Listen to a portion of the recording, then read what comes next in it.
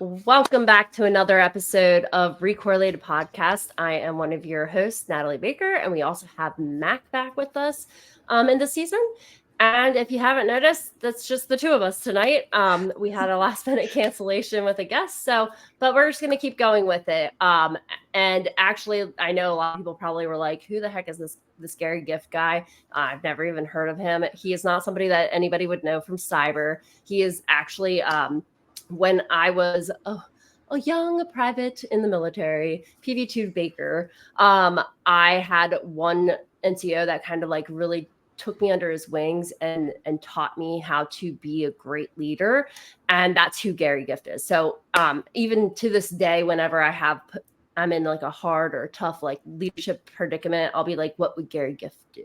That's I always amazing. Ask myself that question. So that's who he is. He will be back on. He has promised me that he will come on for a future episode. We'll have to come up with a new topic, or who knows, maybe we will revisit this topic with him. But hopefully we can do him some justice and let him know that his protege has learned his ways. Absolutely. He's your Master Yoda. That's kind of amazing. Yes, he is. We all have them. So with that being said, Mac, do you want to start with your hot takes on the power of your people-centric leadership? I am so stoked to get into this. I had an incredible experience earlier this week up in Washington, D.C. at the Uniting Women in Cyber conference. And that was such a cool experience because there were so many amazing leaders. And I think the really fascinating thing is that primarily the speakers and the attendees were women. There were some fantastic men there as well. But I've never been to a con where people were this welcoming and open. And I think that really speaks to the power of like great leaders are looking for active ways to engage with new people, to put other people first. It was an amazing experience to see all these servant leaders out there just excited to connect with peers and with newcomers and with people that might be ahead of them. It really was very cool. So hot take, I think, your power really is your people. I think a lot of us, when we think of leadership roles, we think of acronyms behind our names and we think of clout and prestige. And the very best leaders are really focused on the people on their teams. And I think it's really easy. I know I've fallen into this trap before of thinking like, it's about me, it's about my ability to do X, Y, and Z. And in fact, it's about focusing on enabling other people to do X, Y, and Z. My hot take. Yeah, I actually, UWIC has a really great con. I'd love going there. I went 2 years, like the past 2 years, like 2 years before this year. I unfortunately couldn't make it this year, but I hope to go back in the future. But it is a really great con for that reason. And lots of, I still have friends people I've connected with through that con, and I still talk to them, and they still they'll watch a podcast episode every now and then and stuff like that, and they'll reach out every so often. So it's really cool, like, because it's so close to me, like location wise, to like have that network there and have that as a venue to go to. So so true. I love that conference. Do you want to give them a shout out? I saw that I was so proud of Mac doing a speaking engagement. Well, I'm racking them up these days, but I was really lucky to pair with Mandy Satterwhite from Accenture, and we talked a lot about the power of saying yes in creating opportunities in cyber, and also the power of saying no to protect yourself from doing too much stuff. But it was great. Mandy was a super fun co-speaker. Nice. Well, kudos to you on that. 2 years ago, did you ever think that you'd be in that? Oh my God, no. I was just trying to figure out what S-bomb stood for. Are you kidding? Natalie, what's an SRG? A surge? Is that a new energy drink? Like, I don't understand. Yeah, it was wild. It was really cool. But again, the power of leadership. I think that if it would have been really easy for you when I was a cyber apprentice to be like, oh, it's about me building my creds as someone leading an apprenticeship program and also delivering on customer work, to like make that a feather in my cap, as opposed to saying, you know what, the best leadership I can show is making sure these people are prepared to be individual contributors. And I will say, Natalie, you've got quite the track record. I think everyone that's come through the GRC apprenticeship program has come through you, and obviously some of your amazing coworkers at Acquia, and everyone is as an FTE and kind of crushing it. So, that's some great leadership right there. Just gonna throw that out there. Well, thank you. I learned from the best. His name is Gary Gift. He was supposed to be on this episode, but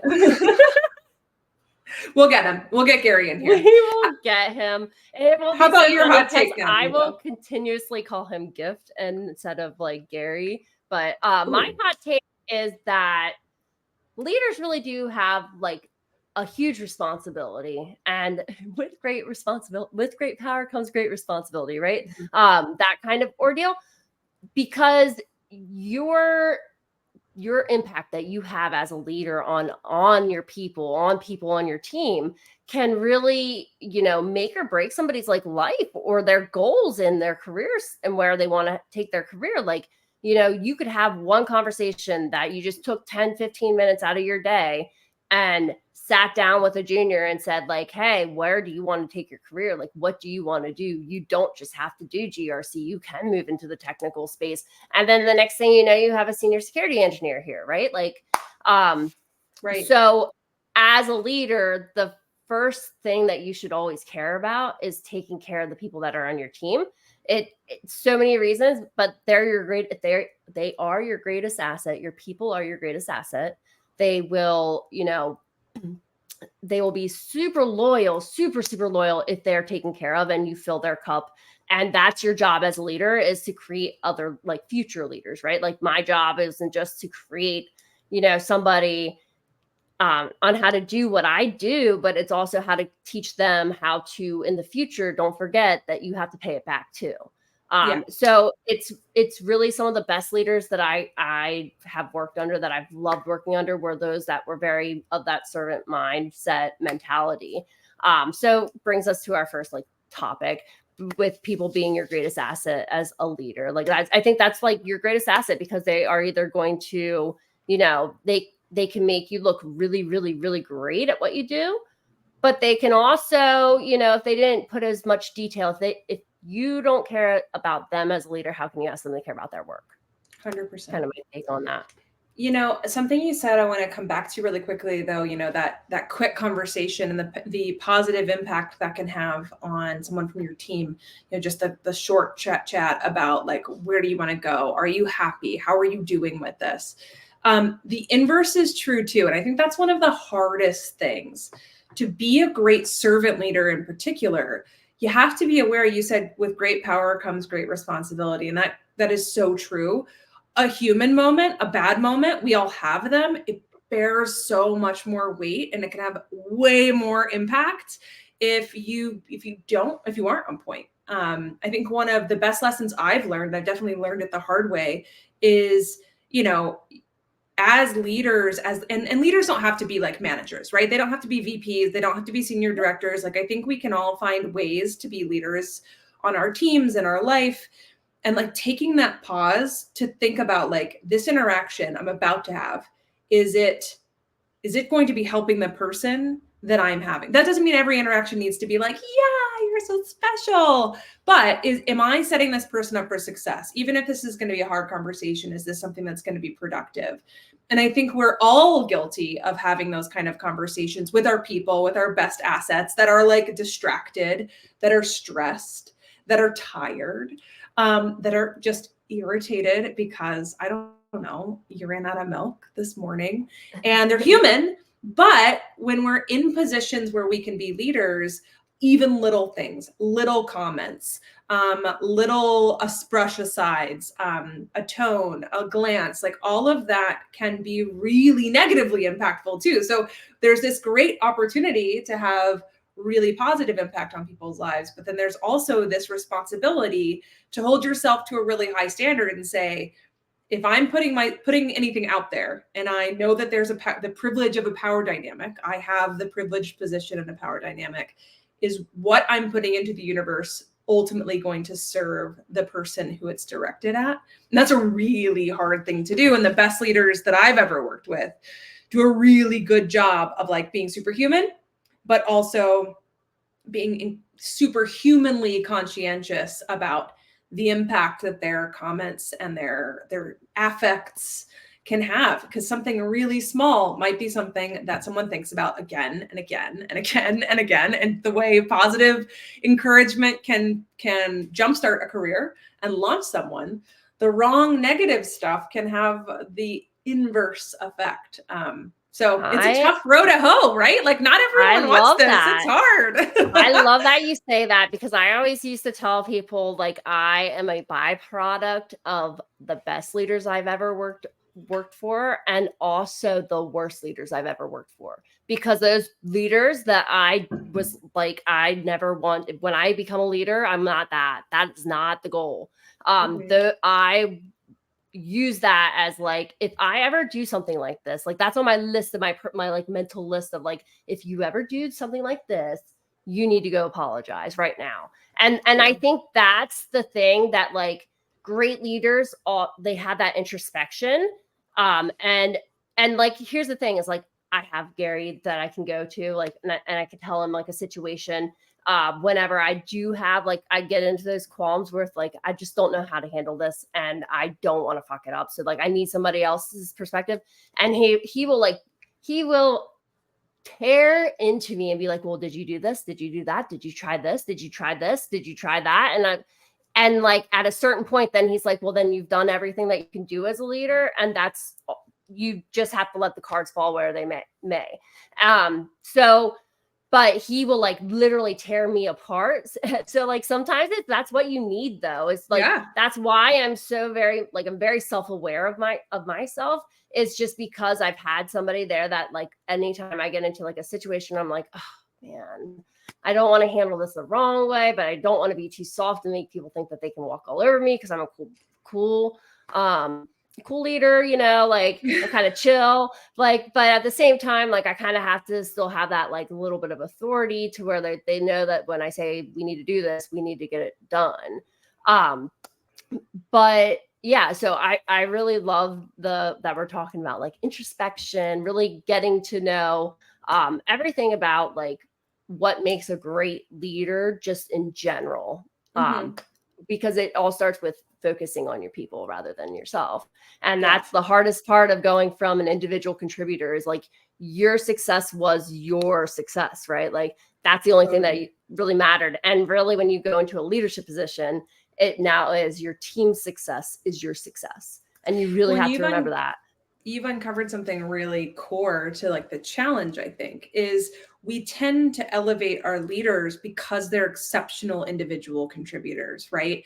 If you're the lead security engineer on your team, you're going to, the way that we tend to build teams is we elevate those people and we give them more and more responsibility. And eventually that responsibility becomes responsibility over their team, which is great with the right person. How many times do we see, like, let's take it away from the cyber example. How many times do we see like professional athletes that are like, oh, I was a great basketball player, so I can also be a great coach, because they're the same. And there's some great basketball players that are some great coaches now, you know, but there's plenty that like F around and find out, right? Like coaching is not playing, leading is not contributing. They're different. But the challenge is we often look to our top contributors, our top performers to be leaders.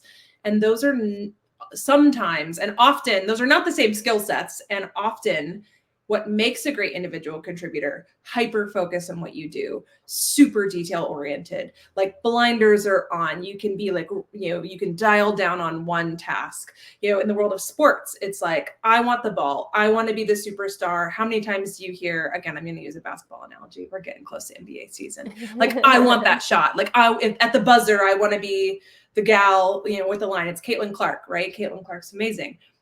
Can Caitlin Clark coach? I mean, probably, because she's Caitlin Clark. I'm pretty sure she could also code better than I can. Like, she's just a stud. But, you know, that mindset of like, I want to be the person, that's not good leadership. The best leaders I've worked with, like, delegate. You know, they say, hey, you're the person. You are so good at this. Like, I need you to go do this because the team, that's going to be helpful for us. Like, and I trust you to do that on your own. I don't know how many times in leadership positions, I've micromanaged my team because it's like, well, I want you to do it exactly this way. Instead of saying, hey, this person's fantastic at what they do. It might not be the way that I do it, but I trust them to like get the job done for us. So like, go be empowered to do it however you think it needs to be done. That's really tough. So having that, you said introspection, having that self-knowledge to say like, what got me to this point in my career as an individual contributor will not necessarily get me to like this point in my career as a leader or a manager. I think that switch, that mental switch, often doesn't get flipped. And so we see brilliant people that can do the thing really well, that struggle to teach and guide and motivate others to do the thing. Because at the end of the day, like if I'm one individual contributor, I'm not going to be as prolific as 5 great individual contributors. But having the presence of mind to say, okay, I can do that myself and struggle, or I can guide 5 other people to do it, and ultimately we can come out ahead. That's a tough deal, but I don't think the process of elevating leaders lends itself to that transition. I don't know, Natalie, what are your thoughts on that? Yeah, I think that we are very lucky in our industry because a lot of times, and really, how I feel about it is that as a leader, you should never ask your people to do something that you're not willing to do yourself. And let me tell you something, Gary Gift, I was going to tell this really great story about like this one time where I had to go and like we had to go take a bunch of different like a room full of like paper to a shredder, and they had to be sorted and all this, and there were staples had to be pulled out of it. Military like trash day, basically duty was what I got put on. And he had always told me like, I'll never ask you to do something I wouldn't do myself. I'll never ask you to do something I wouldn't do myself. So I made him like be true to that. And I was like, bro, you need to come help us with this. And he did. He like helped us go through all these boxes. So I think it doesn't matter. Like, even though you're not the individual contributor as much anymore, there's still going to be times where you're contributing. Like, don't think that I'm not still doing my own contribution, but then I go above and beyond by mentoring others too.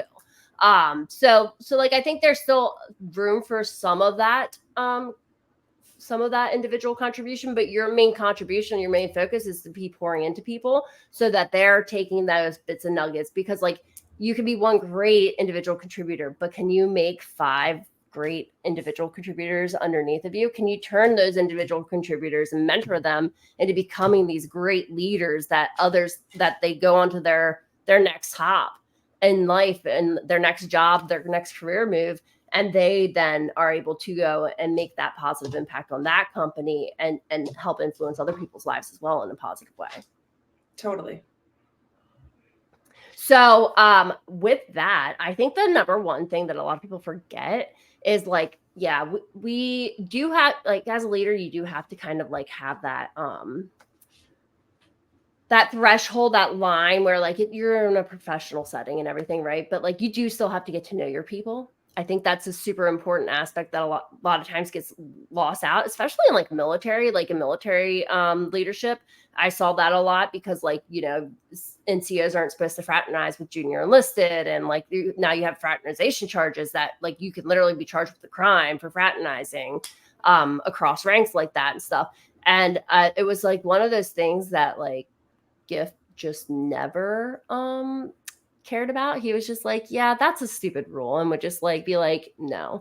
And I always respected him a lot because he got to know us to where like, if I was like, hey, Gift, like Sergeant Gift, I'm just not feeling well today. Like, I feel like garbage, or like or even like if I wasn't, you know, always performing to my best level and he knew it, he usually could tell when something was wrong just because he took the time to get to know me and know who I was as a person, know what drove me. And some people need to be like, you know, in the limelight all the time, need to be praised all the time. And then you have other people on your team that are like, no, I just want to know that I'm doing good, solid work and that I'm doing a good job. And I don't want to be in the limelight. Like, I want out of that limelight. And really getting to know like what motivates your people to do their best work, but also, when they've done that, how how can you use their personality to tell you like you how to actually reward them for that work that they've done, and praise them in a way that makes sense to their personality type, right? Totally. You can only lead if you know them really well. Yeah. I love that idea. Yeah. So I think that that's like a really crucial step, is getting to know people and understanding like what it is that makes them unique, and ask them questions. Like, you don't have to get like deep into their personal lives, but like, asking them like general life questions.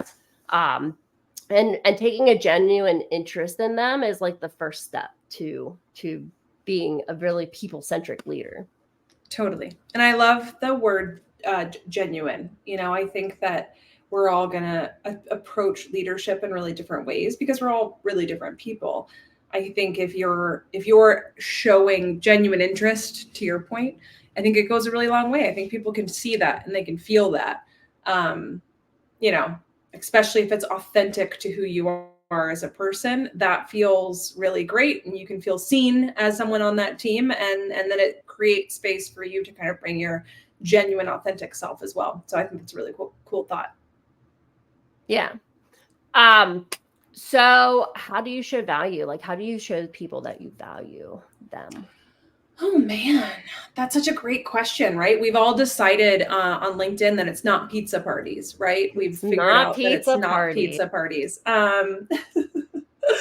Sometimes it is raises when people deserve raises. Definitely. I mean, the money talks, like manja. We want the dollar signs. I think it's time, especially as I've gotten into this space, and we work for a fully remote company. We don't see each other a lot. Most of our interaction with our teams and our leaders is on Slack. It's on email.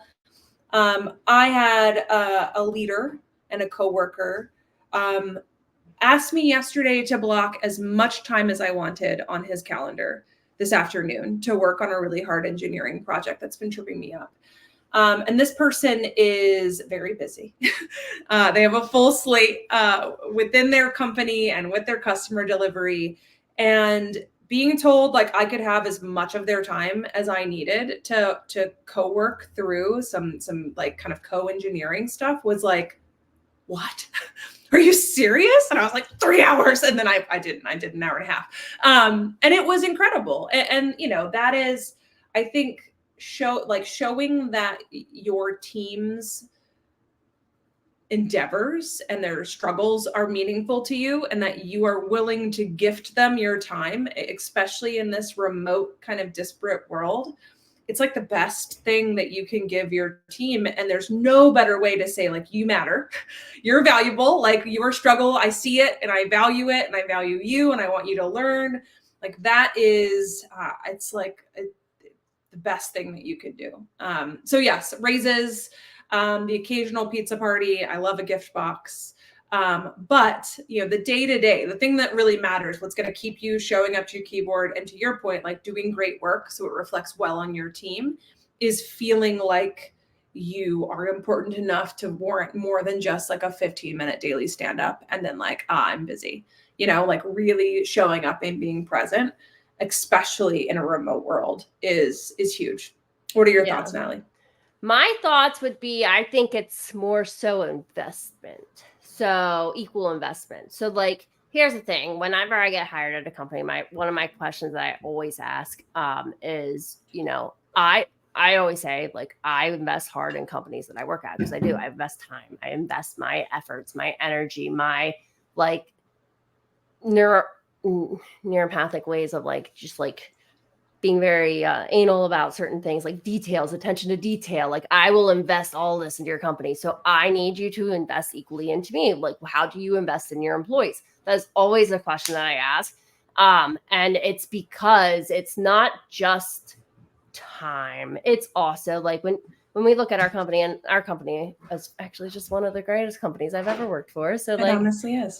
I think everybody at our company feels that way too. So like, when I look at our company, it's like our benefits are great. Our it's everything.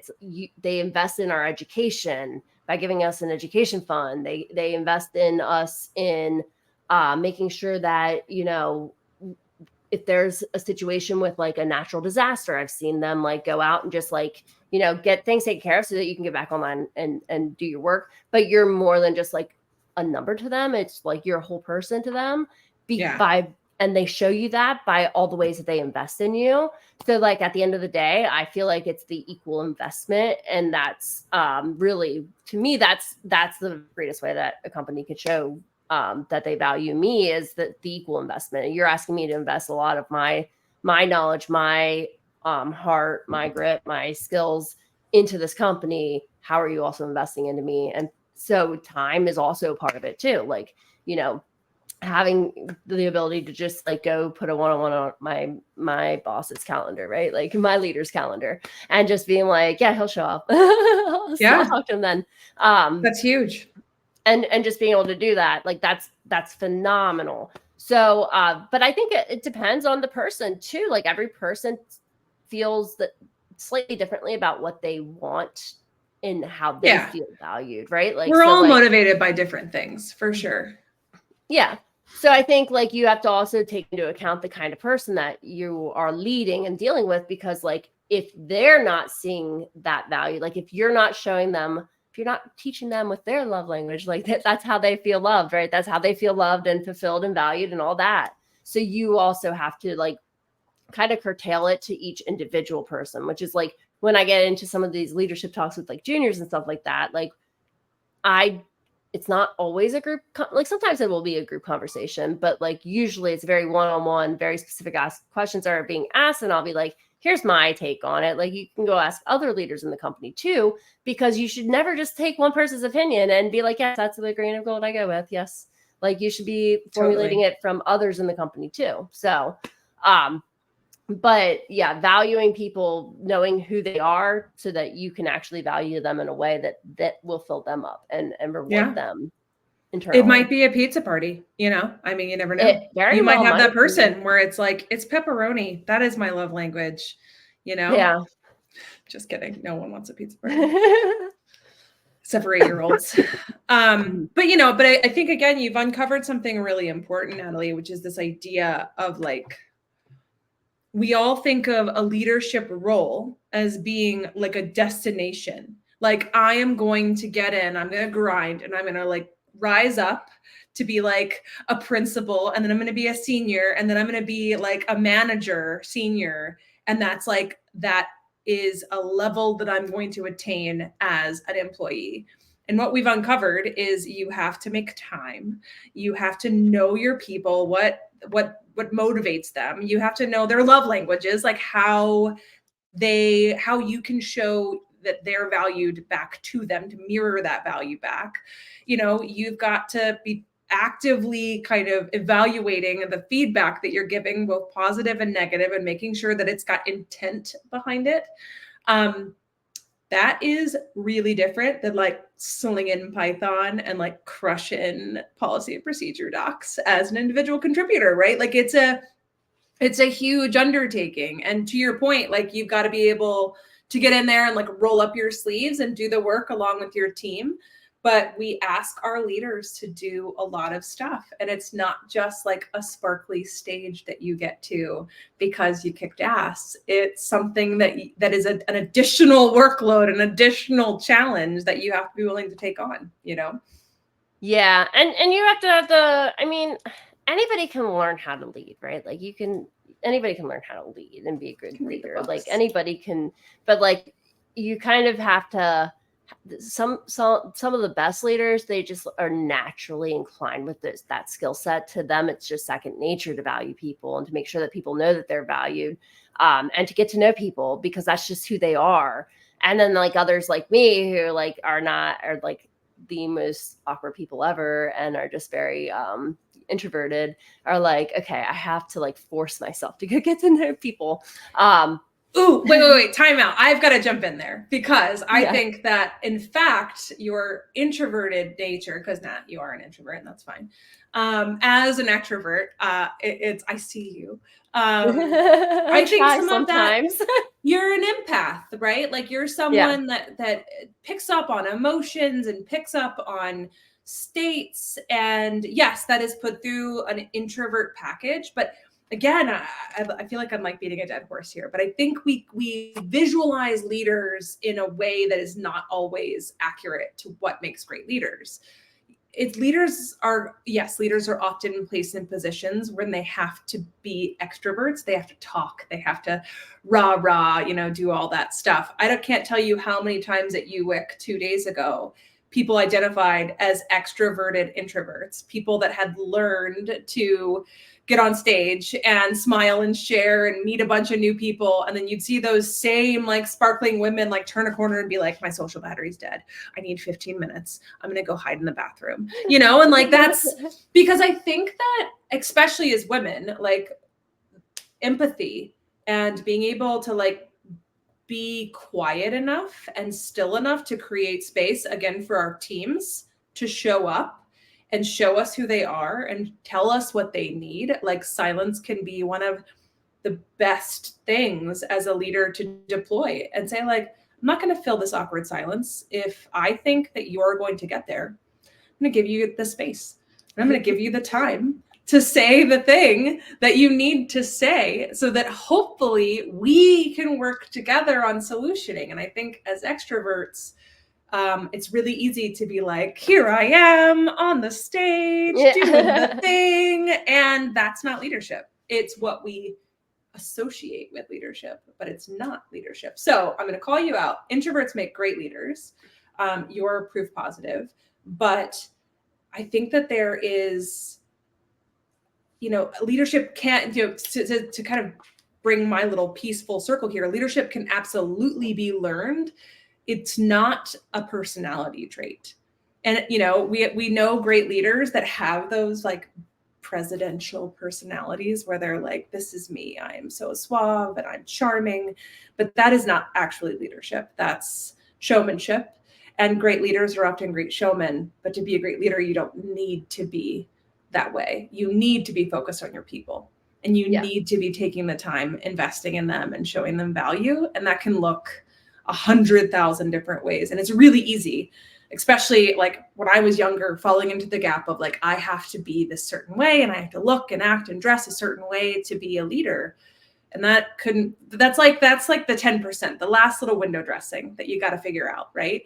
The 90% of what actually makes a great leader is what you're doing and how you're making people feel and how you're building people up and empowering them and creating space for them.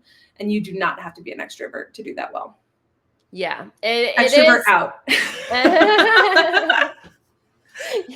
It is definitely there are times you learn as an introverted leader, like there are times and places where you have to like do the extroverting thing and you have to at least try to extrovert as best as you can. And like sometimes, let me tell you, I'm like the most awkward person ever too. So it's just like a great personality trait that goes hand in hand with it. So I'm like, I'll sit here and just be silent and just be like, okay, I showed up to make this situation more awkward.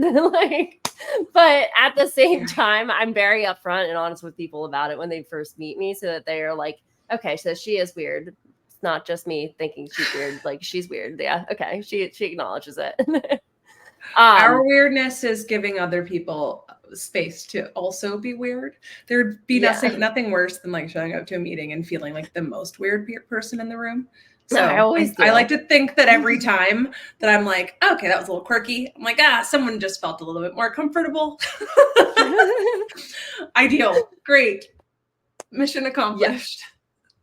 So, so like, not just like, valuing your people, but then you also have to take care of them. Cause like, I mean, at the end of the day, we're all people, we're all humans. And like, you're not going to do your best work if you're stressed out. You're not going to do your best work if you're not feeling well. You're not going to like, how can I ask you as a person to perform at a high standard or, like a standard that I've set that I want on the team how can I ask you to perform that if you're not feeling your best and stuff like that? So like, you need to like not just value people and get to know them, but then once you do realize that like, hey, maybe this person just needs a damn day off. Like I know for a fact that Hollis, because Hollis used to be on my last team, and I remember we got like partway through the year and he didn't have any PTO scheduled, and I was like, bro, what you need, are you not taking PTO? Like, what, use it or lose it, bro. Go take your damn PTO. And he was like, oh, well, I thought I had to acquire it because like, and I was like, no, at the beginning of the year, you acquire all the PTO that you have for the year. And then you just have the year to use it because that's how that ran there. And he was like, oh, I thought I had to acquire it. So I didn't think I had enough time to like take any time off. And I was like, go use your PTO. But like, that's again, taking care of them, recognizing that like, hey, we're halfway through the year and you don't have any PTO on the calendar. Like, are you needing I think you need some PTO time soon. Like, can you please schedule something? Totally. Because if they're not too, oh, sorry, go ahead. No, go ahead. No. I think that's huge. Kind of saving them from themselves, you know, like I think we tend to be worker bees. I think there's also like the psychological safety component that comes into creating an environment people can work in.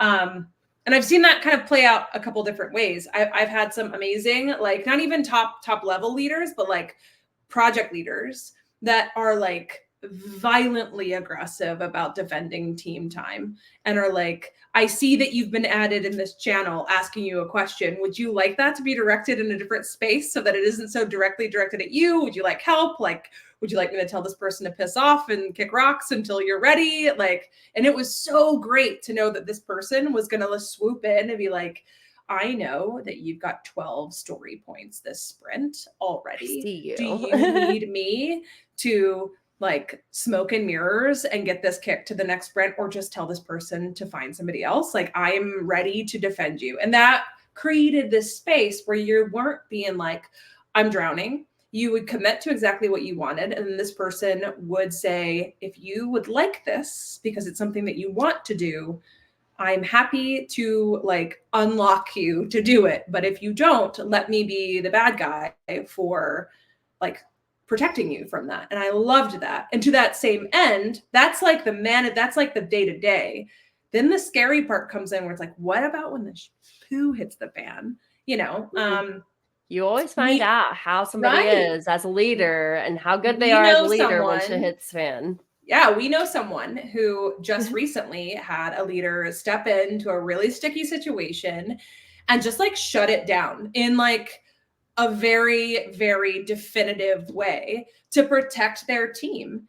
And that's the kind of thing that we have to do. Like, that's not the team member's responsibility. That's the leader's responsibility. Like, ultimately, that tough situation needed to be handled by the leader. And we saw that leader do it. And it was like, wow, that is what it takes. And like that team walked early.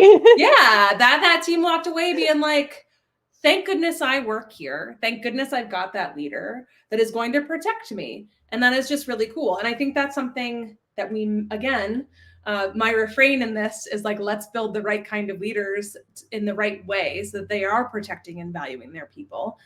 We think of bosses and coaches and like CEOs, you know, like in every movie, it's like the big yelly guy, typically guy, sometimes it's the super bitchy boss lady. And often they have a heart of gold at the end of the film, but we see leadership projected in one very specific way. And it's brusque and it creates stress and it creates tension. And I'm not sure that that's the way to do it. And I've tried it. You know, I've tried to be like the bad wolf and being like, oh, if they hate me, it's fine. At least they'll be united in their hate. You know, like that's not the way. Like to quote Star Wars, that's so toxic. That's not it, right? But I think we're evolving away from that, and it's so important to say, you know, there's a better way. And it's our job to put ourselves in front of like the threat, put ourselves in front of the burden, if that's overworking or if that's like a toxic negative situation, which is shut down for our teams. It's the leader's responsibility to like be the Secret Service agent diving in front of the president, you know? Yeah. And it's No, easy to think is. that our team is supposed to be diving in front of us because we're the special ones. And again, it's a service leader thing. You always hear the term like shit rolls downhill, but like when Yep. you have a solid leader that will be like, oh hell no, the shit stops right here. Like it's not rolling getting down to you. I will like, swim in shit before I let it get to my team. You know? Yeah, you're just like, oh, thank God, because if I had to deal with that and be the individual, that's not your team's job. That's your job as the leader is to get in front of it and to be like, no, the buck stops with me. Like sometimes you are taking accountability for something that wasn't your mess up, right? Like it wasn't even all your mess up, but you're still going to take accountability for it because that's what leaders do. That's what leaders do. Super hard lesson to learn, though. Super hard lesson to learn. It's not what we're shown in media. Not a fun lesson. It's not something that you naturally do as an individual contributor, and it's a really it's a really tough one. You know, it's a really hard lesson to learn, and it's a critical one. It's maybe the most critical one. Yeah. And at the same time, Gift as my leader in the Army, he had this, like, he would tell me it was his Dr. Jekyll, Mr. Hyde. So I call it the Natalie versus Sergeant B effect, right? Like, so, you know, 90% of the time you're seeing the Natalie side of me, right? Like chill and everything.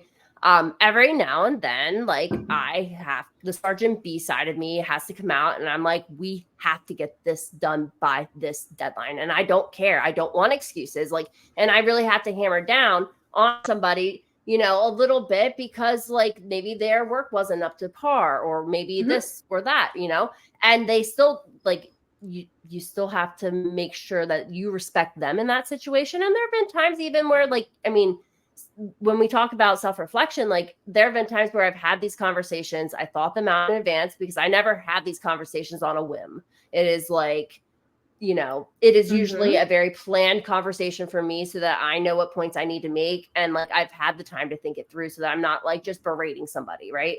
Sure. But, so, you know, but at the same time, it still has to be that conversation sometimes still has to be had, and you still have to have that heart to heart. And like I call them come to Jesus meetings. Like we're coming to Jesus on this one.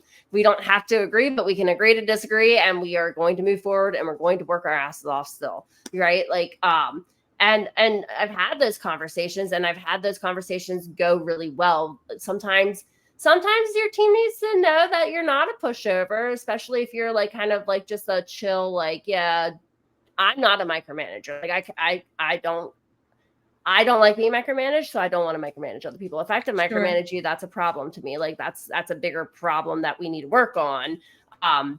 Because I'm not micromanaging people because that just drives, it's ineffective and it drives me insane.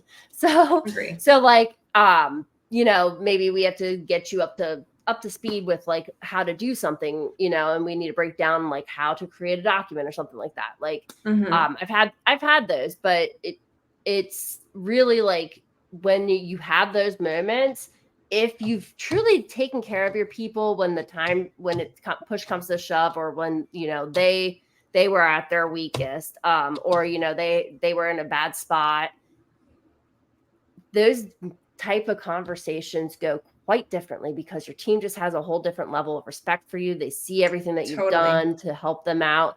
And they're like, okay, maybe it is a me time to this is a me problem. I need to fix my own problem. Like, let me fix my shit. Yeah. Yeah. I love that. You know, I think 100% being a leader is not always about like being nice, for sure. It's about making sure that if you are having a difficult conversation, if you're having a conversation that's going to challenge someone by making them feel, or hopefully it's not making them feel, right? Like challenging someone to make them see or acknowledge or confront a shortcoming, that has to be done, to your point, in like a very considered way.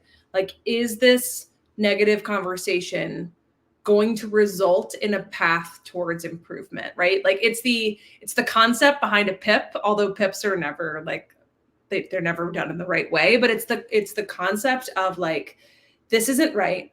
This is what we need you to do to get it right. And we want you to feel empowered to do those things so that you can contribute the way that we want you to contribute. so often those conversations are so fraught with negative emotion and disappointment as a leader because your team member is not doing what you want them to do.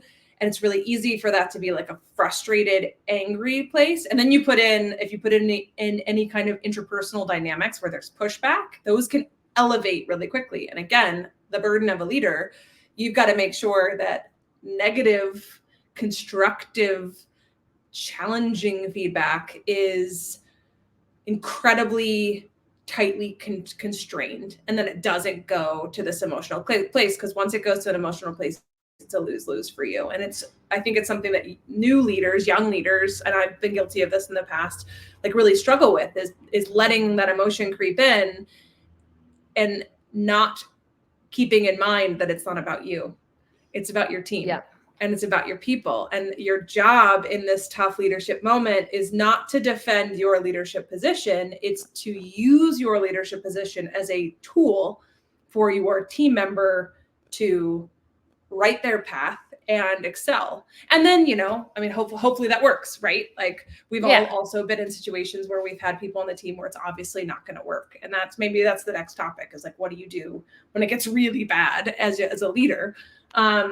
But ultimately, like, we have to be those servant leaders that put our team first. And it's not something that we're teaching leaders, I don't think, very effectively before they become leaders. Yeah. And which is why this conversation is so great.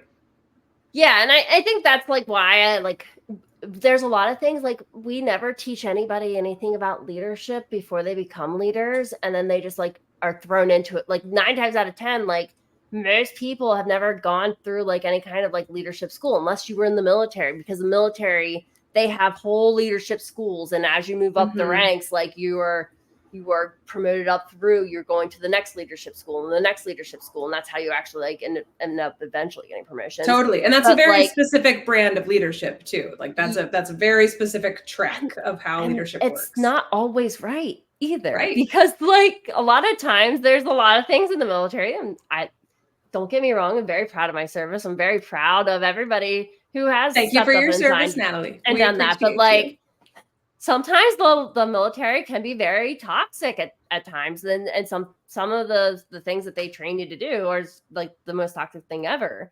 Like I remember going to WLC, and I was which is our warrior leadership course. It's your first level warrior leadership course. I had a permanent profile, and I ended up graduating with commandant's list because like I just went around and helped everybody else pass all their shit and they make sure that they were taken care of, that everybody on my team was taken care of. Right.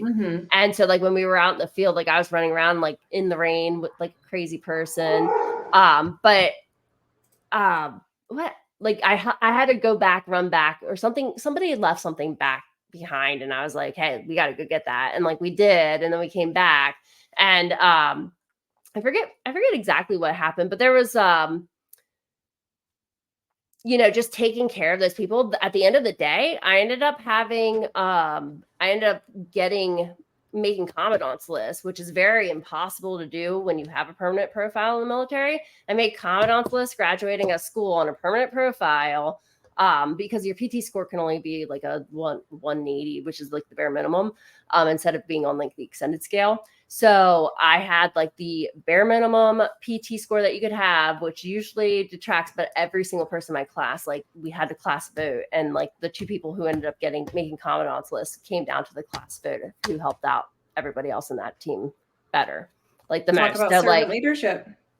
Like that's if you were in that situation, like you were there and like you were like struggling with something, I remember telling the one kid, I was like, well, the easiest way to pass these tests, if you're really just really terrible at taking tests, is like search the answers in the regulations, because they let you have the regulations in front of you. It's not like you have to memorize it. Just search the answers that they give you and then just read the text. It's word for word. So like, just search it. Think smarter, not harder. I love that.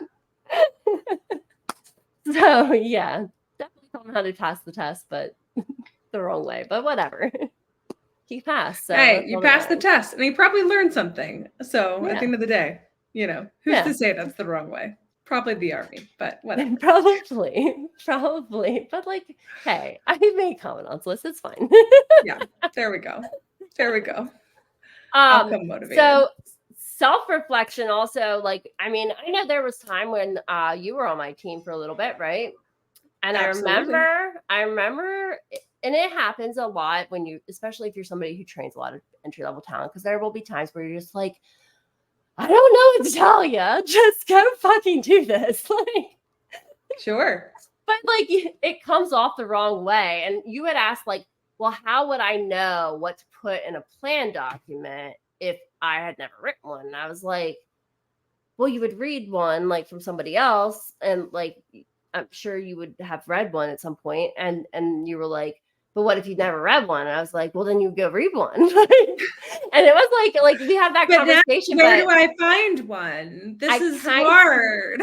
Yeah, I kind of got a little like pointed with you, and I remember like later that night, I was like, Natalie, because I always reflect every day on like, how did I do as a leader? At the end of the day, that's one of the things that's like, how did I do leading my team today? Was I successful as a leader or not? And then, you know, from there, I find and target things that I need to work on as a leader to be a better leader, right? So I remember coming back to you like the next day and being like, Mac, I'm sorry. I didn't mean to get a little snippy with you yesterday, but I can take it. We know I have thick skin. Well, yes, but it's still the right thing to do because I was wrong. As a leader, I should never have gotten there, right? So sometimes you have to really like know that, yes, you can make mistakes as a leader, but you also have to fucking apologize for those mistakes, right? Like if you have done something that has like, you know, put somebody down or, you know, whatever, be a human and just go apologize for it, because that can solve so many problems as well in leadership. Just like a little bit of self-reflection at the end of the day, ask yourself, what did I do great as a leader? What could I improve on as a leader? And then work towards those goals every day. I love that idea, Natalie. I think that's a great idea. Yeah. What do you do for self-reflection? Oh man, you know, I think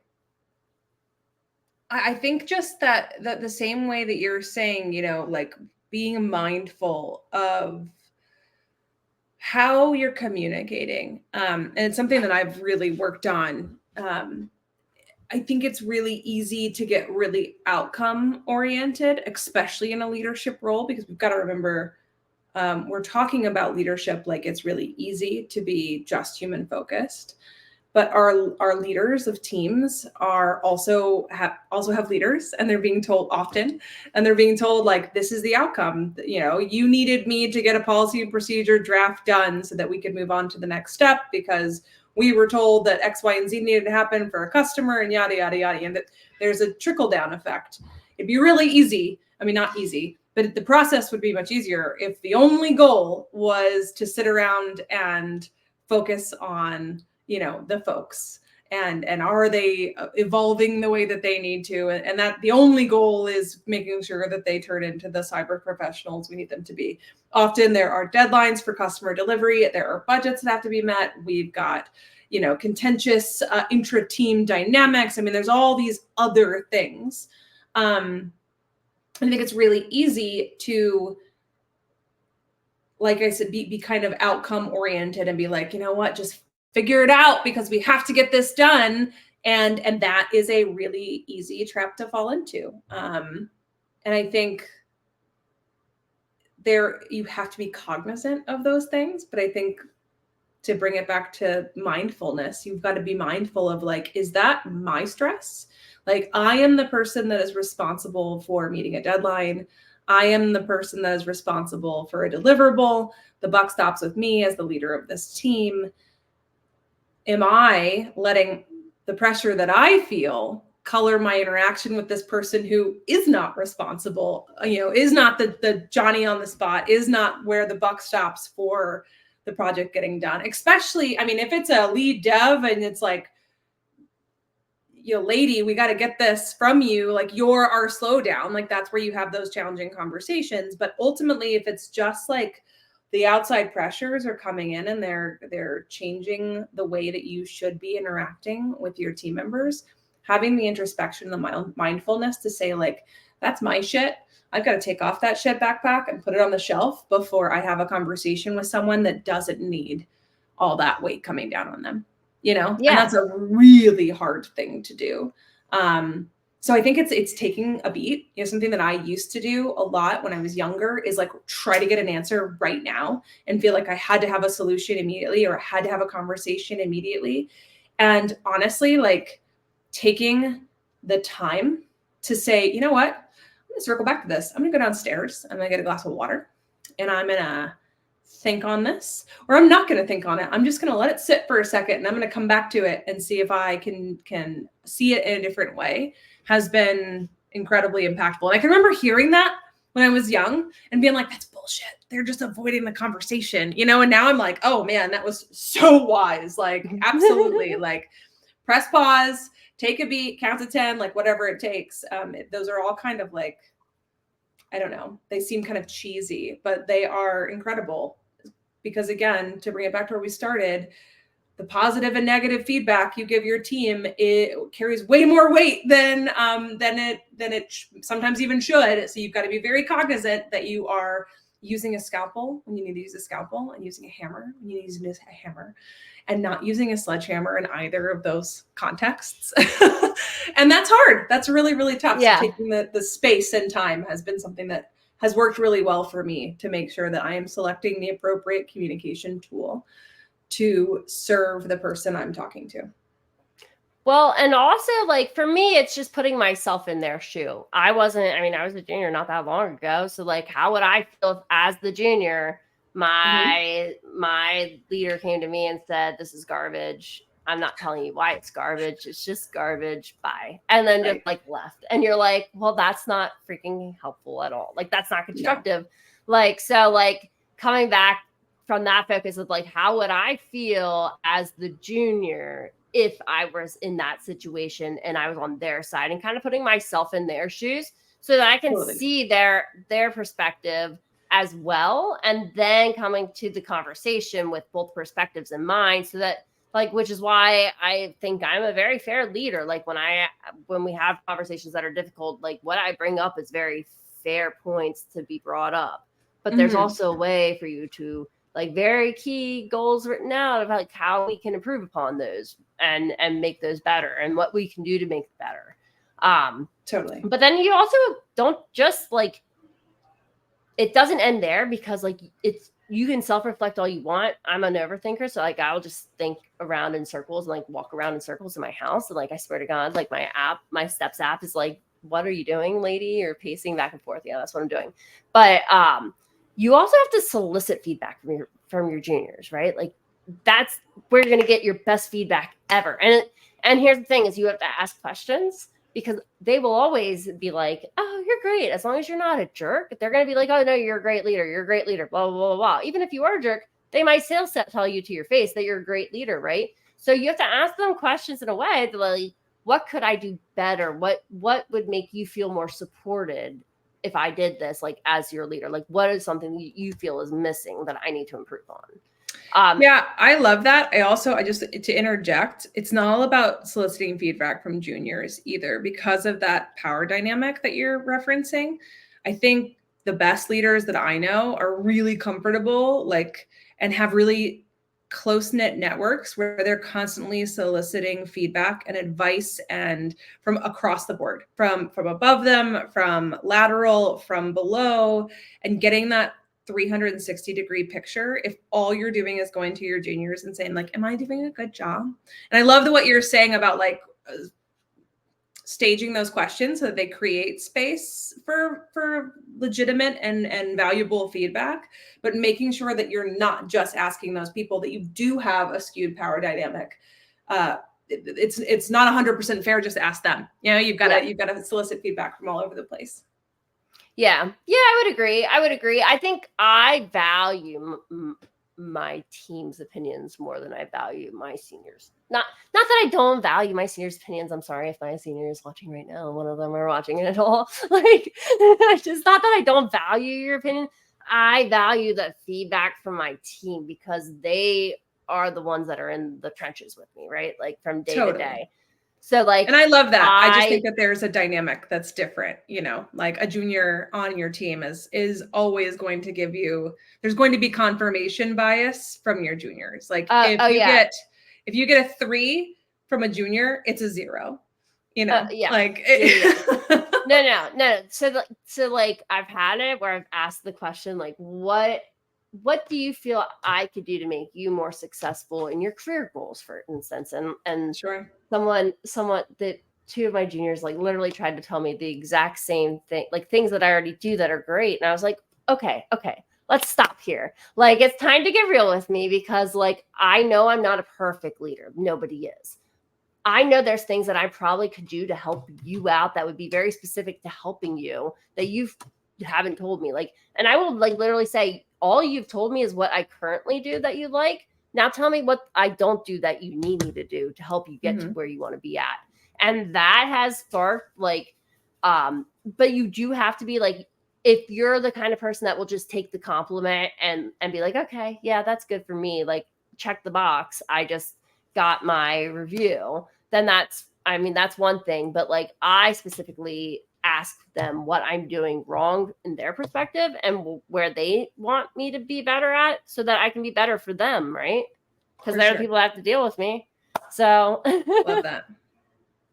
So you do have to sometimes like really make sure that they know, like, no. And then I had another junior I asked the same question to, and immediately came up back with like a really great response. And I was like, you know what? Yep, we're good.